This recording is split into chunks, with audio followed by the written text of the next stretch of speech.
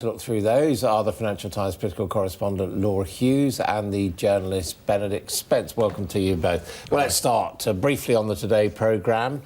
Sarah Sands says it's a problem we're all faced. Ian Dale of LBC has tweeted, well, my audience is up 3%. Is there a Today programme problem and does it matter?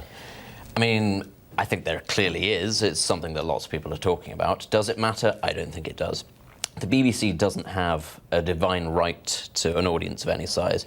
It is a product like any other news programme, and if it's not doing what its audience want it to do, if it's not meeting their needs, well, of course, it's going to lose viewers. What do you think the problem is? I mean, why is it... I mean, I think a large part of the problem, of course, the BBC tries to be impartial, it tries to steer down the middle of the road, and I think a lot of this has to do with Brexit and how divided the country currently is.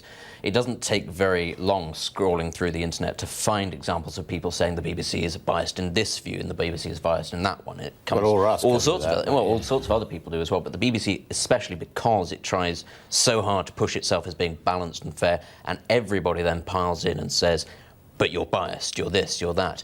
It's a bit of an issue because it means actually that you're not appealing to one demographic or the other. You're trying to please both and you end up disappointing both. What do you think? Is there a problem at the Today programme? Does it matter? I think it is in large part to do with Brexit, because that is often leading the news agenda in the morning. I think a lot of people are bored of it and they just don't want to hear about it first thing in the morning when they wake up for the day, and people are turning actually to other radio stations in the morning because they want to hear some music or they want to hear people talk about something else. So I think this is a problem generally, that you're finding the public switching off a bit because all journalists seem to want to bang on about is Brexit. I think that there is something else that could be said right there, which is that on the subject of wanting to hear something slightly different in the morning, for how long actually have we been hearing on the Today programme every morning a minister, a politician, somebody going on and not actually saying anything? That winds people up. Well, there's only so much you can put up. But the problem is we actually, where I think this is serious, and I think it's a wider problem than just the Today programme, which has its faults, is actually fewer and fewer ministers or leading politicians want to be held to account on programmes like the Today programme, which of course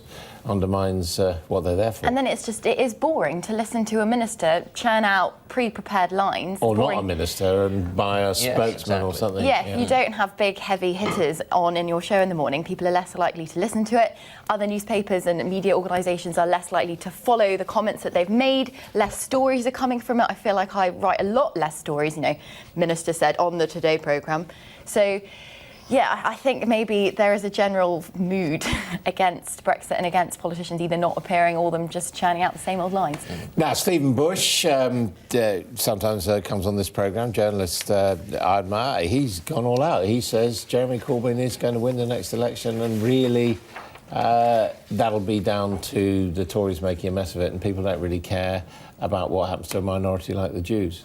Well, I think it depends on the sort of Brexit that we get. If we get it over the line, it depends on the next Conservative leader and whether or not they can stand up to Jeremy Corbyn. It depends on whether this anti-Semitism issue goes away.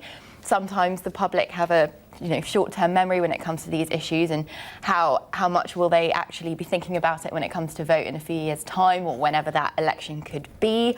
It's a bold claim to make, and I think it's dependent on quite a few factors. I wouldn't be so bold. Yeah, he hasn't hedged it, though. I mean, it's refreshing that he's nailed his colours to the mast. You know, it's nice to hear this sort of thing, but I do disagree with him. I think he's right in that there isn't an noticeable divide. We're going to have to stop there. We can go now.